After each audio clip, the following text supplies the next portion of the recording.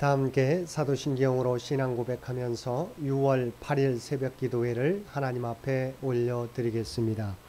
전능하사 천지를 만드신 하나님 아버지를 내가 믿사오며 그 외아들 우리 주 예수 그리스도를 믿사오니 이는 성령으로 잉태하사 동정녀 마리아에게 나시고 본디오 빌라도에게 고난을 받으사 십자가에 못 박혀 죽으시고 장사한 지 사흘 만에 죽은 자 가운데서 다시 살아나시며 하늘에 오르사 전능하신 하나님 우편에 앉아 계시다가 저리로서 산자와 죽은 자를 심판하러 오시리라. 성령을 믿사오며 거룩한 공회와 성도가 서로 교통하는 것과 죄를 사하여 주시는 것과 몸이 다시 사는 것과 영원히 사는 것을 믿사옵나이다. 아멘. 우리 다 함께 찬송 342장 함께 찬송 부르시겠습니다. 찬송 342장입니다.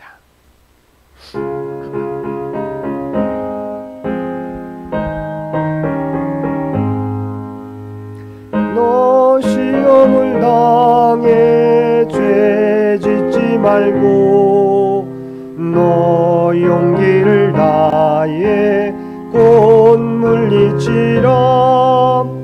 너 시험을 이겨 새 힘을 얻고 주 예수를 믿어 늘 승리하라.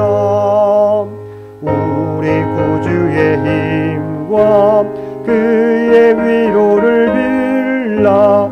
주님 내 편에 서서 항상 도우시니 내 친구를 삼가 잘 선택하고 너행을 삼가 늘 조심하라.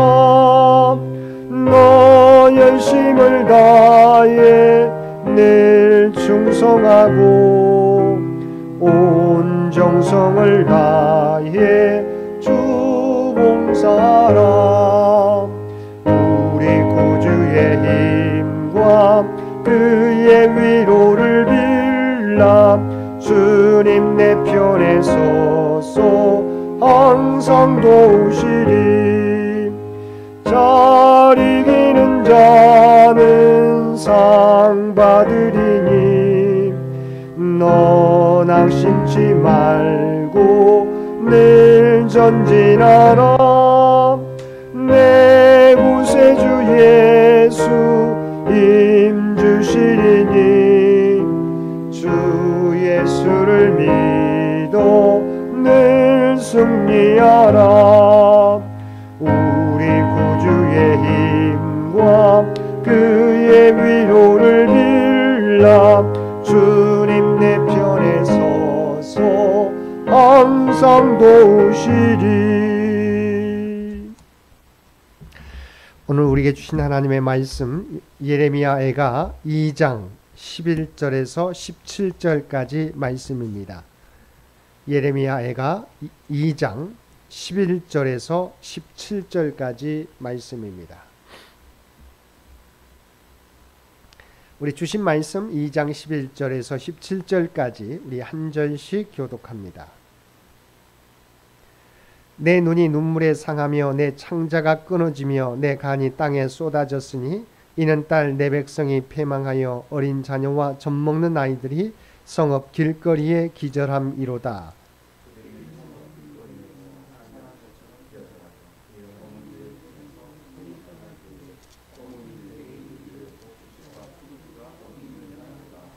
딸 예루살렘이여 내가 무엇으로 내게 증거하며 무엇으로 내게 비유할까?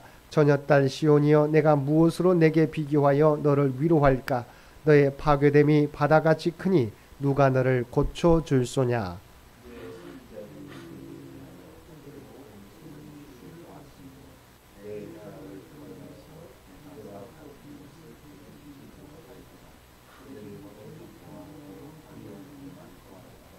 모든 지나가는 자들이 다 너를 향하여 박수치며 딸 예루살렘을 향하여 비웃고 머리를 흔들며 말하기를 온전한 영광이라 모든 세상 사람들의 기쁨이라 일컫던 성이 이 성이냐 하며.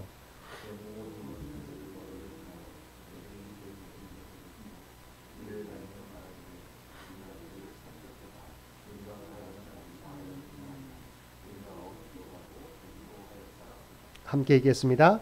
여호와께서 이미 정하신 일을 행하시고 옛날에 명령하신 말씀을 다 이루셨으며 궁일이 여기지 아니하시고 무너뜨리사 원수가 너로 말미암아 즐거워하게 하며 내 대적들의 뿔로 높이 들리게 하셨도다. 아멘. 오늘도 새벽을 깨우고 말씀과 기도로 목요일 하루를 시작하는 우리 모든 성도들 가운데 하나님의 놀라운 은혜가 언제나 함께하여 주시기를 주님의 이름으로 간절히 축원드립니다. 오늘 본문은 어제 본문에 이어지는 말씀으로 예레미야가 유다 땅에 있는 일반 백성 전체가 당하는 고통에 대해 극심한 고통을 느끼며 하나님 앞에서 애절하게 부르짖는 내용입니다.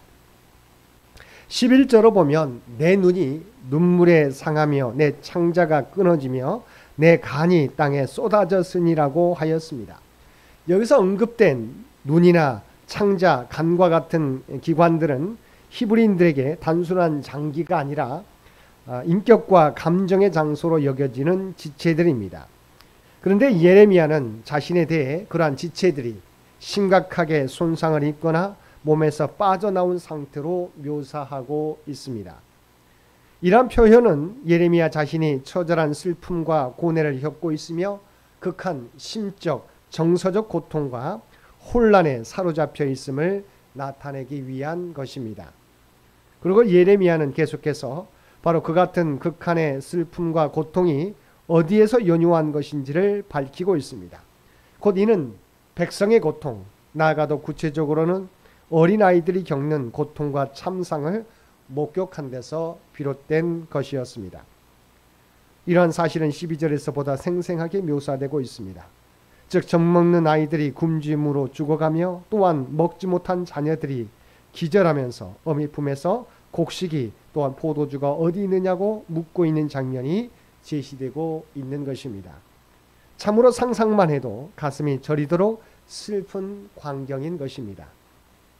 13절을 보면 예레미야는 유다 백성의 파멸을 바라보며 너의 파괴됨이 바다같이 크니 누가 너를 고쳐줄 소냐라고 하였습니다.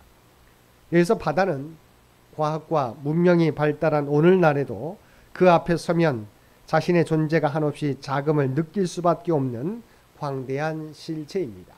그래서 성경에서 바다는 인간으로서는 측량이 불가능한 무한의 대상을 나타낼 때 종종 사용되었습니다. 이를 통해 예레미야는 유다 백성이 당한 재앙이 너무나 크고 깊어서 이제 인간적인 능력으로는 도저히 치유할 수도 회복할 수도 없는 상황에 처했음을 말하고 있는 것입니다. 14절을 보면 내 선지자들이 내게 대하여 헛되고 어리석은 묵시를 보았으므로 내 죄악을 드러내어서 내가 사로잡힌 것을 돌이키지 못하였도다. 그들이 거짓 경고와 미혹하게 할 것만 보았도다라고 하였습니다. 14절 본문 말씀은 진노의 심판을 초래한 한 원인으로서 거짓 예언을 전한 거짓 선지자들을 책망하는 내용의 말씀입니다. 특별히 본문 가운데 우리가 주목해야 될 세 가지 표현이 나옵니다. 첫째는 어리석은 묵시란 표현이며 두 번째는 드러내다란 표현이며 마지막 셋째는 거짓 증거란 표현입니다. 먼저 전반부의 어리석은 묵시라는 표현에 해당하는 히브리 원어 타페는 싱겁고 맛이 없다. 또한 특별히 회칠하다는 뜻으로 더 많이 사용되고 있습니다. 그리고 드러내다라는 단어와 밀접한 이 단어는 바로 드러내다라는 단어와 밀접한 관련이 있습니다. 이에 해당하는 히브리어 원문 표현은 갈라인데 이는 한국어 발음처럼 덮인 것을 갈라서 그 속에 보이지 않는 것을 겉으로 드러내 보이는 것을 의미하는 말입니다. 마지막 단어는 후반부에 거짓 경고에 해당하는 거짓 경고에 해당하는 건데 히브리 원어로는 마스오트로서 말씀이나 예언이라는 의미에 더하여서 무거운 짐이라는 뜻을 가지고 있는 단어입니다. 그래야 혹자는 이를 선포하기는 부담이 되는 무거운 말씀의 의미로 해석하고 있습니다. 이를 감안해서 생각해 보면 당시 거짓 선지자들의 행태는 분명하다고 할 수 있습니다.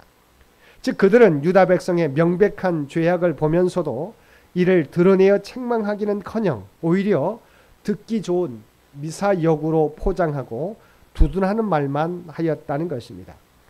또한 그들은 선지자로서의 권위를 세우기 위해서 책망하고 경고하되 정말 핵심적이고 중요한 부분은 백성들이 부담스럽게 여기는 점을 고려해서 적당히 생략하는 대신에 비본질적이고 가벼운 책망과 경고 정도로 선지자의 흉내만 내었다는 것입니다. 그들이 이렇게 하는 이유는 하나님의 선지자로서 바른 소리를 함으로 백성들의 미움과 박해를 당하기보다는 적당히 인기주의에 영합해서 안락한 삶을 누리기 위함이었습니다. 따라서 이렇게 유다 백성의 죄악을 적당히 회칠하듯 선지자들이 평강의 거짓 복음으로 오도할 때 유다 백성 또한 하나님의 심판 속에서 파멸하고 만 것입니다. 이러한 이스라엘의 멸망은 대적들에게 비웃음거리가 되었다고 성경은 말씀하고 있습니다. 15절 말씀입니다. 모든 지나가는 자들이 다 너를 향하여 박수치며 딸 예루살렘을 향하여 비웃고 머리를 흔들며 말하기를. 여기서 지나가던이라고 하는 사람들은 바로 뒤에 나오는 16절과 연관지어 살펴보게 될 때 단지 지나가는 나그네뿐만이 아니라 유다 백성을 적대시하던 주변 열국들을 포함하고 있습니다. 한편 박수치며 머리를 흔든다는 것은 비웃고 조롱하는 행위를 묘사한 것입니다. 그리고 계속해서 보면 그들은 무너진 예루살렘 성을 바라보며 기쁨이라 일컫던 성이 이 성이냐라는 등의 말을 하며 비웃었다고 하였습니다. 한마디로 쉽게 표현하면 옛날에는 그렇게 영광을 자랑하더니 이제는 꼴좋게 되었다는 것입니다. 이전에 예루살렘은 주변 열국으로부터 칭송을 받던 곳이었습니다. 그래야 실제로 스바 여왕 같은 이는 솔로몬의 성전과 궁궐, 장대한 예루살렘 성을 둘러보고는 그 규모와 화려함에 놀라 칭찬을 아끼지 않았던 것입니다. 근데 이처럼 열국의 존경과 부러움, 칭송의 대상이 되던 예루살렘이 이제 비천한 나그네조차 머리를 흔들며 비웃는 곳으로 전락하고 만 것입니다. 16절에서 예레미야는 계속해서 예루살렘을 향해 비웃는 자들을 묘사하는데 그들은 다음과 같이 말하고 있습니다. 우리가 그를 삼켰도다. 우리가 바라던 날이 과연 이 날이라. 우리가 얻기도 하고 보기도 하였다 하도다라고 하였습니다. 이것은 곧 바벨론을 포함한 주위 열국이 유다 왕국을 침공하여 짓밟으며 살육하고 약탈해 간 것은 어쩌다 우연히 이루어진 것이 아니라 오랫동안 기회를 노리며 준비해온 결과라는 것입니다. 그런데 17절을 보면 본문의 결론으로 하나님께서 선지자를 통해서 예고된 이 모든 일을 행하셨다고 말하고 있습니다. 여호와께서 이미 정하신 일을 행하시고 옛날에 명령하신 말씀을 다 이루셨으며, 여기서 이미 정하신 일이란 패역한 이스라엘 백성에 대한 심판을 가리키는 것으로 예레미야를 통해 수차례나 예언되고 경고되었던 일입니다. 때문에 이는 한편으로는 유다 백성을 둘러싼 열국의 교만을 단번에 꺾어버리는 말씀이기도 합니다. 왜냐하면 그들은 16절의 말씀처럼 유다 백성을 정복한 것을 가리켜 자기들이 삼켰다고 했지만 사실은 하나님께서 삼키신 것이며 그날을 자기들의 날이라고 했지만 사실은 여호와의 날이었기 때문입니다. 따라서 이는 바벨론의 정복과 유다 백성의 파멸이 단순한 정치적 군사적 역학관계로 일어난 사건이 아니라 하나님의 주권과 계획하에 이루어진 심판이며 그 이유는 유다 백성이 자기들의 주인이신 하나님을 배반하고 죄악의 길을 걸었기 때문임을 분명히 선언한 것입니다. 사랑하는 성도 여러분, 남유다가 바벨론에 의해 멸망당한 것은 겉으로는 강대국 바벨론에 의해서 남유다가 멸망당한 것이지만 실제로는 하나님께서 바벨론을 들어 하나님의 말씀을 어기고 우상을 섬긴 남유다를 심판하신 것입니다. 그러므로 진정한 문제의 근원은 남유다의 죄와 배교에 있습니다. 문제의 근원을 알아야 문제를 해결할 수 있는 것처럼 남유다의 문제 해결은 자신들의 죄를 회개하고 하나님께로 돌아서는 것입니다. 오늘날 우리들도 마찬가지입니다. 우리의 문제 또한 겉으로 드러나는 문제들이 다양하지만 근본적인 문제는 우리가 하나님을 두려워하지 않고 하나님 말씀대로 살지 못한 까닭입니다. 우리의 문제를 해결하는 방법도 우리의 죄를 회개하고 하나님께로 돌아서게 되면 하나님께서 우리 모두를 용서해 주시고 회복시켜 주실 것입니다.